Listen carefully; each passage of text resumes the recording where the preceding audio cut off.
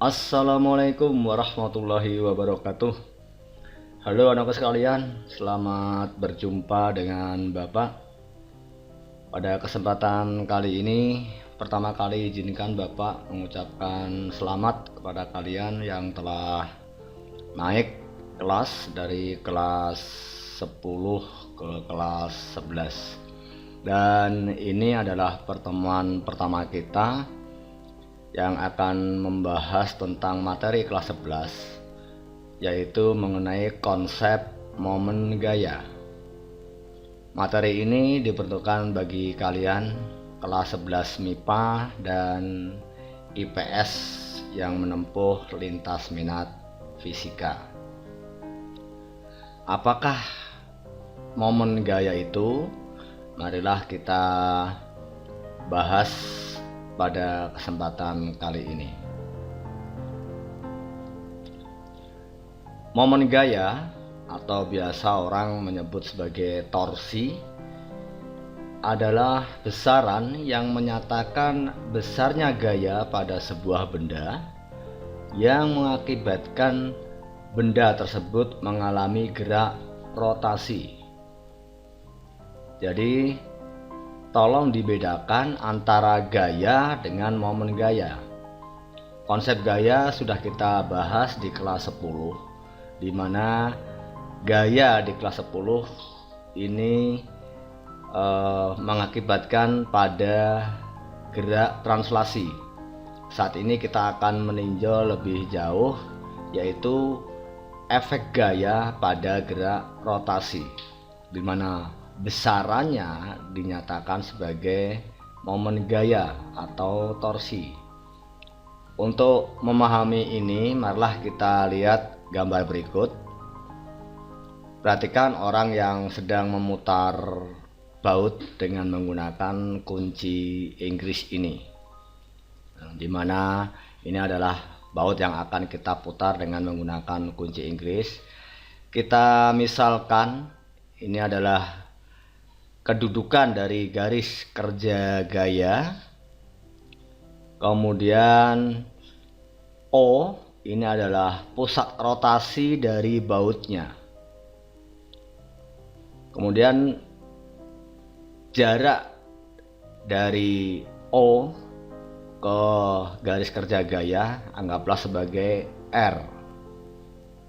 Nah, kalau ini kita kerjakan pada baut ini, maka baut ini akan berputar. Nah, besaran yang memutar baut inilah yang disebut sebagai momen gaya. Selanjutnya, besaran momen gaya dinyatakan sebagai suatu vektor, yaitu vektor torsi, atau di sini simbolnya adalah tau, dinyatakan sebagai vektor R cross vektor F. Jadi kalau kita lihat di sini bahwa vektor torsi itu merupakan hasil dari cross product vektor R dan F. Nah, mengenai perkalian vektor dulu sudah kita bahas di kelas 10 bukan, yaitu salah satunya adalah cross product, di mana cross product ini menghasilkan besaran vektor juga. Dengan demikian, ini adalah momen gaya adalah besaran vektor. Nah, berapa nilainya? Nilainya dinyatakan sebagai besarnya torsi akan sama dengan RF sin theta, di mana tau atau momen gaya ini dinyatakan dalam Newton meter, kemudian R adalah jarak dari pusat rotasi ke garis kerja gayanya, yaitu dinyatakan dalam satuan meter. F adalah besaran gaya, dinyatakan dalam satuan Newton, sedangkan theta ini adalah sudut antara R dengan F. Bagaimana kita menentukan arah dari vektor momen gaya? Sebagaimana kita ketahui bahwa momen gaya adalah besaran vektor, bukan? Dan nilainya sudah kita tentukan di bagian depan tadi. Nah, sebelum kita menentukan arahnya, Bapak akan perkenalkan dulu kepada kalian, yaitu sumbu ruang atau biasa disebut sebagai sumbu 3 dimensi. Sumbu ruang ini terdiri atas sumbu X, Y, dan Z. Arah-arah panah ini menunjukkan arah pada nilai positifnya. Sedangkan arah yang berlawanan ini berarti adalah arah negatifnya. Contohnya di mana X ini yang ke kanan adalah positif, maka yang ke kiri adalah negatif. Demikian pula dengan Y dan Z-nya, di mana pada Y yang ke atas adalah positif dan yang ke bawah adalah negatif. Nah, arah vektor momen gaya atau arah vektor torsi ditentukan dengan menggunakan aturan skrup putar kanan. Bagaimana menentukannya? Kita lihat, kita misalkan sebuah skrup ini berdiri tegak pada sumbu vertikal Y. Kemudian skrup ini kita putar dengan gaya F pada kedudukan R. Di sini kita melihatnya ketika kita putar dari R ke F, maka kita akan putar searah jarum jam.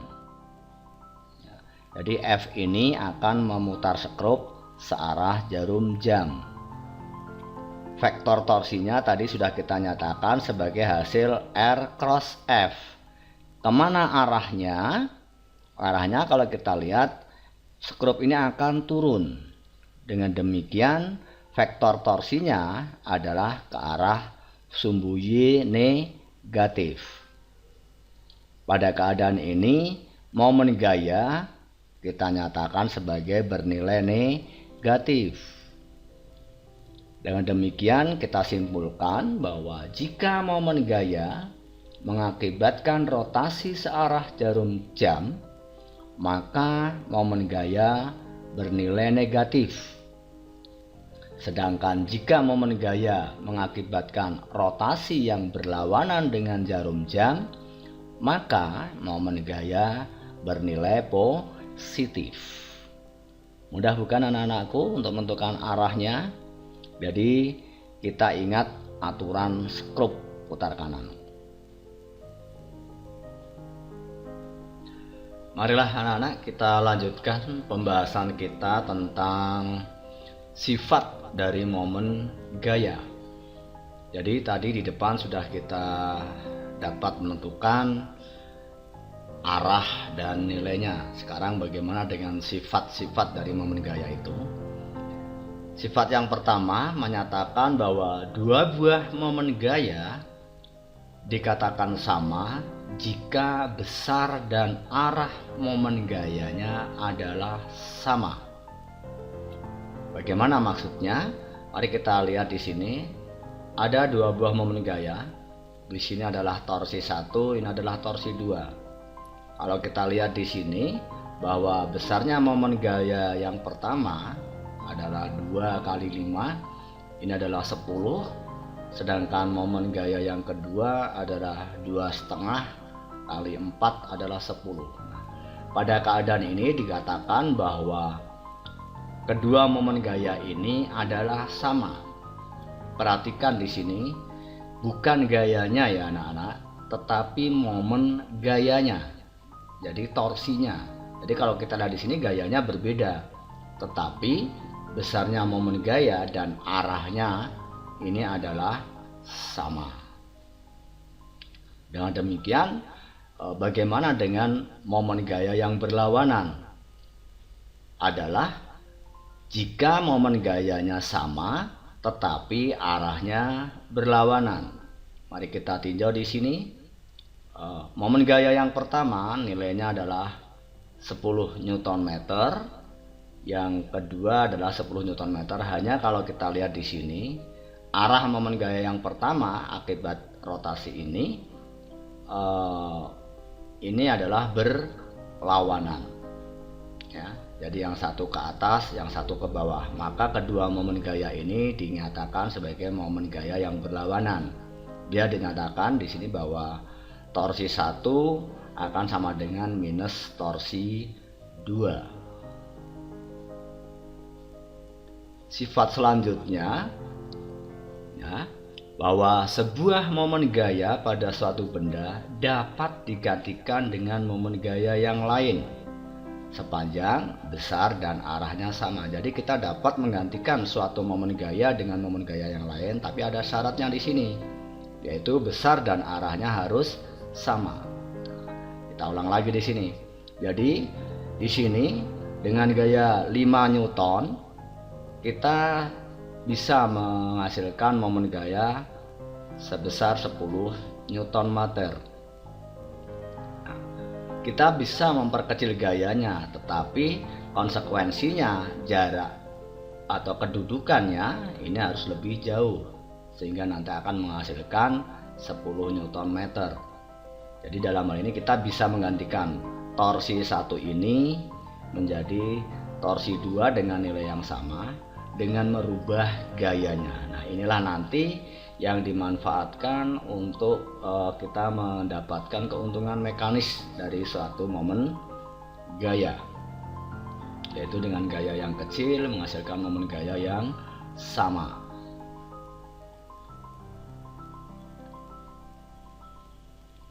Selanjutnya kita akan tinjau bahwa beberapa momen gaya, ini sifat yang berikutnya, ini dapat digantikan oleh sebuah momen gaya resultan.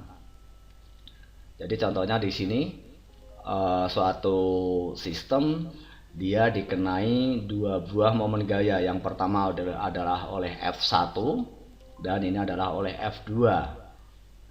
Kita lihat di sini bahwa F1 ini akan memutar sistem searah jarum jam, sedangkan yang kedua ini adalah berlawanan dengan jarum jam.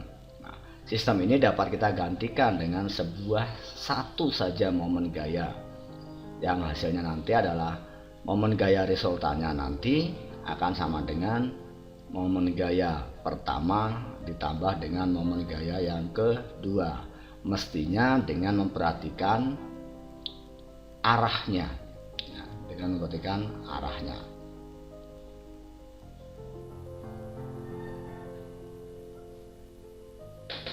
Anak-anakku, untuk lebih memahami konsep momen gaya ini, marilah kita ambil contoh soal berikut ini. Misalkan kalian dihadapkan pada kasus seperti gambar di bawah ini. Suatu batang dengan panjang 1 meter ini diputar ya, dengan gaya sebesar 10 Newton, dan di sini kalau kita lihat dia membentuk sudut 30 derajat terhadap kedudukannya. Pertanyaannya, misalkan kita diminta menentukan besar dan arah momen gayanya jika A ini adalah sebagai pusat rotasi. Kemudian yang kedua, bagaimana jika sudutnya kita ubah tetapi kita diminta menghasilkan momen gaya yang sama ya, di mana dia diubah menjadi tegak lurus. Penyelesaian untuk kasus ini bisa kalian perhatikan bahwa di sini diketahui ini adalah sistemnya, panjangnya 1 meter, kemudian kedudukannya, panjang kedudukan arah kedudukan garis gayanya adalah 1 meter, kemudian besarnya gaya 10 Newton, dan dia membentuk sudut 30 derajat. Ada 2 pertanyaan di sana. Yang pertama adalah bagaimana dengan torsi pada A sebagai pusat, kemudian dengan keadaan itu jika sudutnya ini kita ubah menjadi 90 derajat, berapa F-nya? Nah, mari kita jawab satu persatu. kita tahu bahwa di depan bahwa besarnya torsi adalah RF sin theta. Kalau ini kita masukkan, di mana R-nya adalah 1, kemudian F-nya 10, dan theta-nya adalah 30 derajat, maka kita akan dapatkan bahwa torsinya nanti adalah sebesar 1 kali 10 sin 30 adalah setengah, maka dia besarnya adalah 5 Newton meter.